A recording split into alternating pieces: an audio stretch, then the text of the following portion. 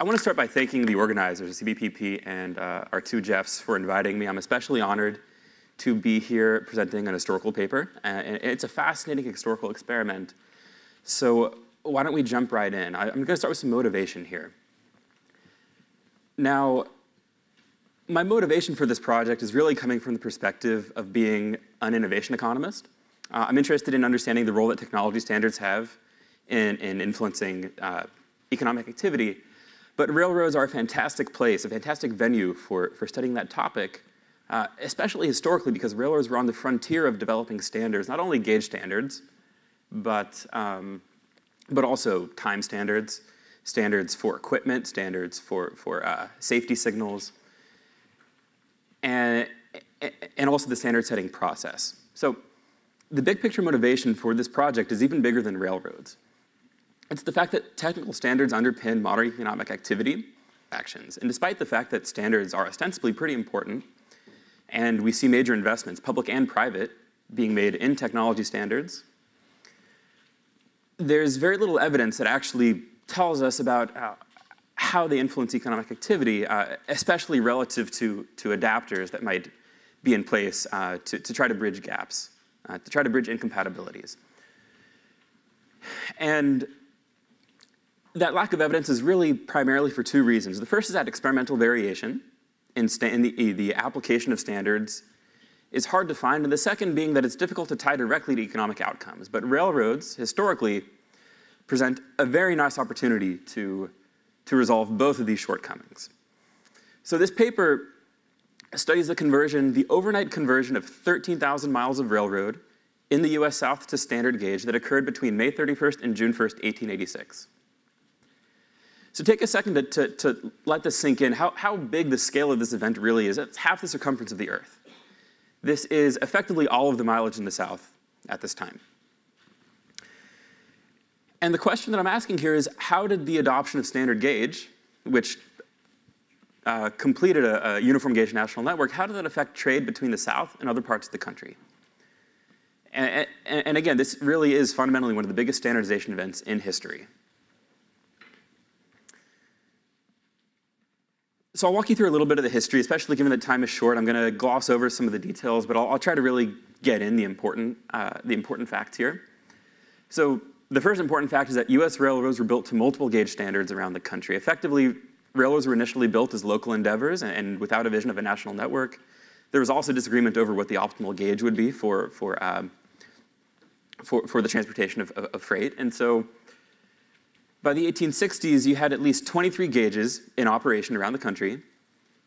However, a variety of factors over the subsequent 2 decades really drove a push for standardization. Those are things like increasing through shipments, as well as increasing trade in perishable goods, which are time sensitive and which really suffer from the delays imposed at breaks in gauge. And then you also had consolidation and competition occurring that there were their own economic forces that were pushing the industry towards standardized gauge. And by the mid-1880s, the number of gauges in operation were effectively down to 2. You had 4-foot 8.5 inch in everywhere but the South, and then a 5-foot gauge in the South. And as a result of this incompatibility, at every point where lines would meet, at every point where lines would meet, railroads had to overcome this incompatibility with a variety of adaptations that they were using at the time, several of which are actually still used around the world today. The primary adaptation being bogie exchange, so where the cars would be hoisted and the wheels changed out.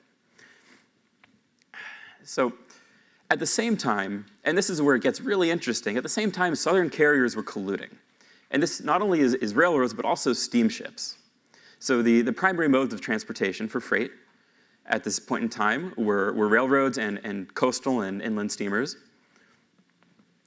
And the carriers serving the South were formally organized into a cartel. This predates the Interstate Commerce Act, predates the Sherman Act. The Interstate Commerce Act occurs right around the same time in 1887, but doesn't fundamentally disrupt the cartel. It forces them to change their mechanism a bit, but it doesn't actually dissolve the cartel, not until the 1890s with the Sherman Act. So this cartel is in operation in the background of this gauge change. The cartel's express purpose, of course, is price maintenance, and effectively all carriers in the South participated. And it was also highly successful. And And so the presence of this cartel is going to be shaping the interpretation, the effects that we'll find of the gauge change itself. And so with these two pieces in mind, the event itself is that in 1886, cartel members collectively transitioned all of their track to standard gauge in the course of 2 days. And what's especially nice about trying to study the effects of a common gauge in this setting is that we have a control group. We effectively have a control group in the steamships which were not directly affected by the change in gauge. So the railroads are, of course, treated here. And the steamships still, which are serving, let's say, inland cities in the south, so I'll talk about the data I have in a minute, but I'm going to be looking at merchandise shipments from the north to the south. Traffic that was served by steamship had to travel from a northern port to a southern port, like Savannah, Charleston, and then be shipped inland after being transferred onto a railroad. And that didn't change in 1886. That was constant throughout this period. So effectively what we're looking at is, this is the 1861 railway network, color-coded by different gauges. Blue is standard gauge, red is southern gauge, and then green is everything else, just collectively everything else. In 1861, the picture looks like this. Fast forward 20 years, but hold the network fixed. Fast forward 20 years, it looks like this. You have blue in the north and red in the south. Fast forward another 10 years, or really just over the course of a couple days in the spring of 1886, and you're going from this picture to this picture. It's a discrete change that affected the entire southern region.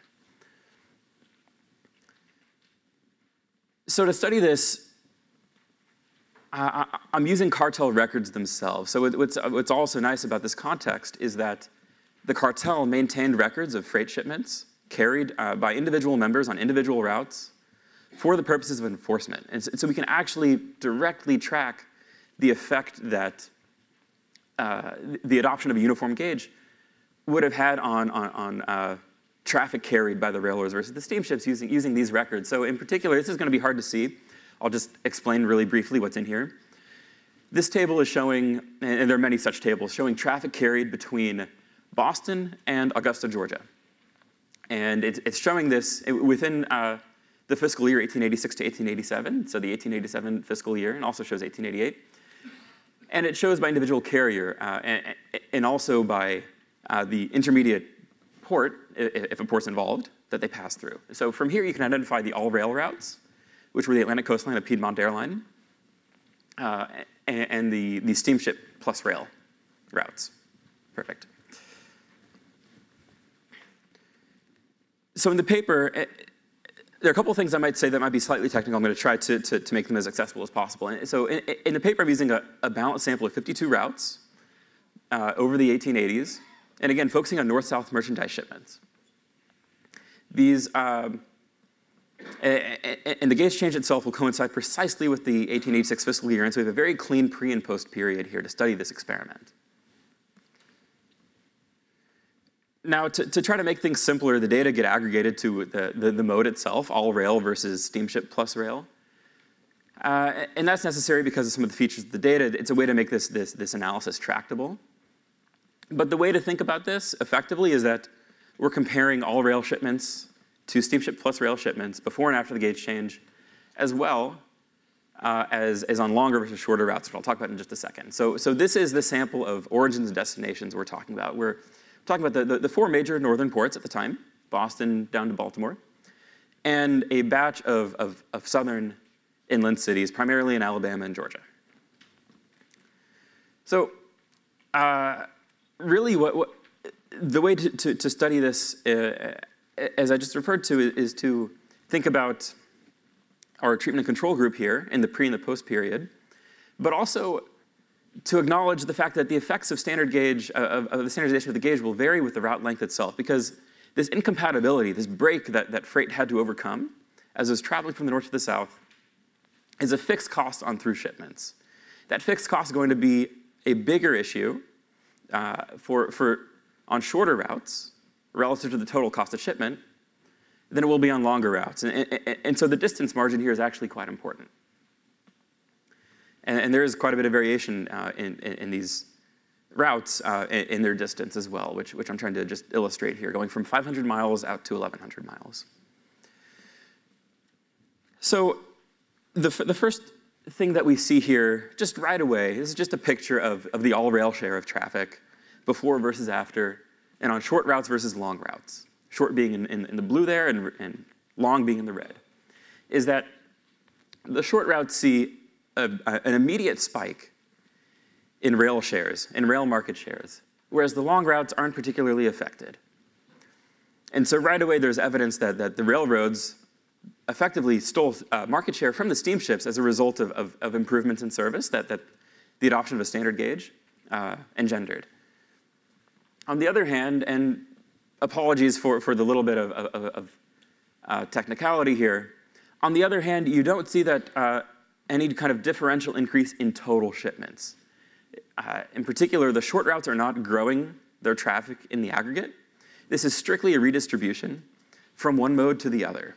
And this presents a puzzle, is how come we see a response on this one margin but not on the other? And at the same time, prices, cartel prices are being held constant. And so you start to put these pieces of evidence together and this question becomes, how much influence did the cartel have over the effect of the technology standard here? Now, and really the question then that this led me to is what if the cartel were broken? Now, in a competitive environment, would the standardization of gauge have increased total traffic? So, I'll try to talk over our friend in the back there. So, to understand this question, we need a model. So we can't learn this directly from the data, and this is where economic modeling really comes into play in this paper. So we need a model, and I won't really get into the details too much, but I want to present kind of the general assumptions, and then also talk about the results. So I'm defining markets here at the level of route years. So every year, every given route is its own independent market. And within that route, consumers, and in this case, shippers, are making a choice over by which mode by which they'll be shipping merchandise. The carriers, who are collectively part of this cartel, are setting prices to maximize joint profits. And in this context, the break-in gauge that exists prior to 1886 will be entering both demand and supply.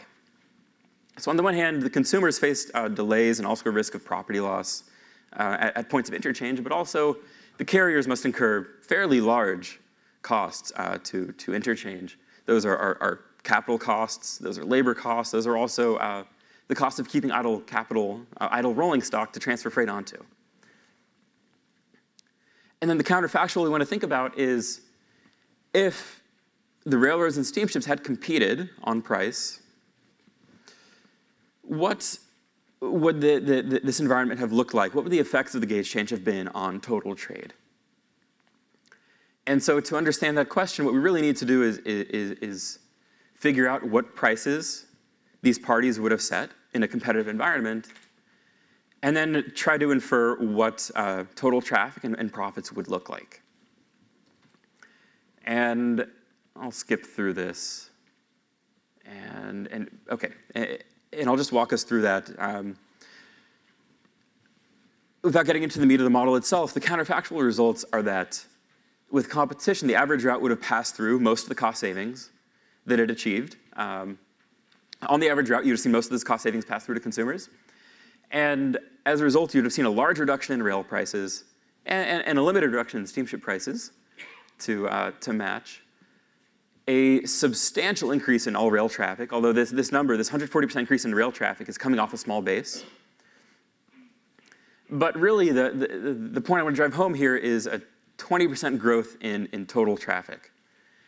So effectively, what we're seeing is that the gauge change, the adoption of a uniform gauge, in this context of collusion, triggered a redistribution of market share away from the steamships back to the railroads, but didn't really have an impact on aggregate trade. And the reason is because the cost savings weren't passed through to consumers. So we're close to the end here. I think I just want to end with 2 points. The first is this arrow at the bottom. Now, I'm happy to talk about this more at the break, but the content of this paper really offers, I think, some pretty sharp lessons for antitrust policy on the interaction of compatibility standards and product market competition. That applies not only to railroads, not only to transportation, but also to other network environments like communications. But the other thing I want to drive home is that there's still a modern application here. So this is a nice example of an historical paper that still has a lot of relevance today. Maybe not quite as much in North America or in Western Europe, but around the world, brakes and gauge are still common and still impede international shipments.